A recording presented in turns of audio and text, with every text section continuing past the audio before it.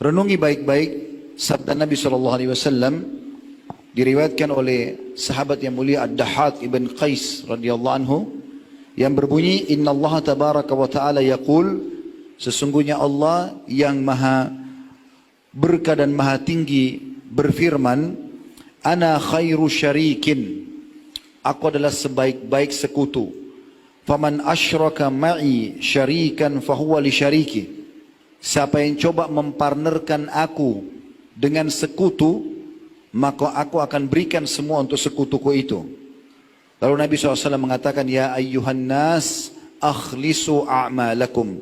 Wahai sekalian manusia, oleh karena itu ikhlaskan. Artinya murnikan hanya untuk Allah saja. Fa inna Allah tabaraka wa ta'ala la yakbalu minal amali illa ma khalusa lahu. Karena Allah tidak akan pernah menerima, nggak ada nilainya, nggak ada balasannya, baik di dunia maupun di akhirat, kecuali yang ikhlas karenanya. Wala taqulu, dan jangan pernah kalian ucapkan, hadhihi lillahi walirrahim. Ini untuk Allah dan untuk kerabat-kerabatku. Fa innaha lirrahim. Karena itu akan untuk kerabat kalian. Misal contoh, kita silaturahim ke rumah keluarga. Lalu kita katakan, saya datang ke sini karena Allah perintahkan dan karena kalian. Bahasa karena kalian ini sudah cukup untuk hilang pahala silaturahim itu. Harus murni karena Allah. Gak ada hubungannya. Kita bantu orang susah, jangan kita mengatakan, saya bantu kamu karena Allah perintahkan dan karena kasihan lihat keadaanmu. Maka yang akan didapatkan hanya kasihan karena keadaan orang tersebut. Lalu beliau mengatakan, walaysa lillahi minha syai'. Kata Nabi SAW, karena Allah tidak akan menilai buat Allah sedikit pun dari apa yang dikerjakan tadi. Wala taqulu, dan jangan pernah kalian ucapkan juga, hadhihi lillahi wa li ujuhikum. Ini karena Allah saya lakukan dan karena kasihan pada kalian. Fa innaha li ujuhikum, karena itu nanti hanya untuk mencari nama kalian saja. Atau ini lebih tepatnya, ini untuk Allah dan ini untuk nama baik. Maka kata Nabi SAW, itu hanya untuk nama baik kalian. Walaysa lillahi minha syai', dan tidak akan dinilai oleh Allah sedikit pun. Maka ini poin yang sangat penting untuk diperhatikan dalam asas ibadah itu. Karena kalau dicampur antara Allah dengan makhluknya, maka Allah tidak akan terima. Dalam hadis yang hadis tadi itu hadis sahih diriwayatkan oleh Al-Baihaqi. Hadis yang lain Abu Umamah radhiyallahu anhu meriwayatkan, dia berkata, Ja'a rajulun ila Rasulillah sallallahu alaihi wasallam faqal. Telah datang seseorang kepada Rasulullah SAW, lalu orang itu berkata, Ara'aita rajulan gaza yaltamisul ajra wadh-dhikra.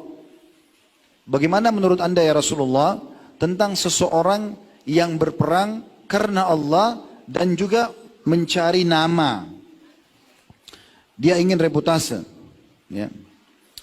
Maka Rasulullah SAW bersabda, orang itu mengatakan, malahu, dapat apa orang itu? Faqala Rasulullah SAW, la syai'a lahu. Dia tidak akan dapat sedikit pun pahala. Fa'adaha thalatha miraran, atau mirar. Orang itu mengulangi sampai 3 kali, ya Rasulullah. Berperang, ya, meninggalkan keluarga, meninggalkan harta.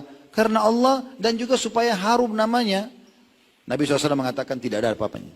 Sampai 3 kali.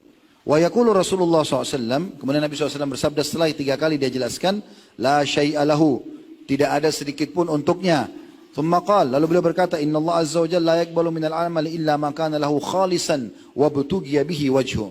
Sesungguhnya Allah tidak akan pernah menerima amal kecuali yang betul-betul tulus karena berharap balasan dari Allah, baru bisa diterima. Bayangkan peka sekali ya. Jadi kalau silaturahim keluarga karena Allah yang perintahkan, gak ada hubungannya sama kerabat kita. Seorang suami baik sama istrinya karena Allah yang perintahkan baik pada istrinya. Istri baik sama suaminya karena Allah yang perintahkan. Orang tua pada anak karena Allah perintahkan. Anak bakti sama orang tua karena Allah yang perintahkan. Atasan baik sama bawahannya, bawahan sama atasannya, tetangga dengan tetangga. Siapa saja karena Allah Subhanahu wa ta'ala. Semua. Kapan sedikit aja dipartnerkan, maka Allah akan meninggalkan dia dengan apa yang dia niatkan itu. Maka ini penting teman-teman sekalian. Makanya banyak sekali orang berpikir dia sudah beramal banyak, di hari kiamat tidak bawa apapun. Karena semuanya dicampurkan antara Allah dengan makhluknya. Jadi harus hati-hati.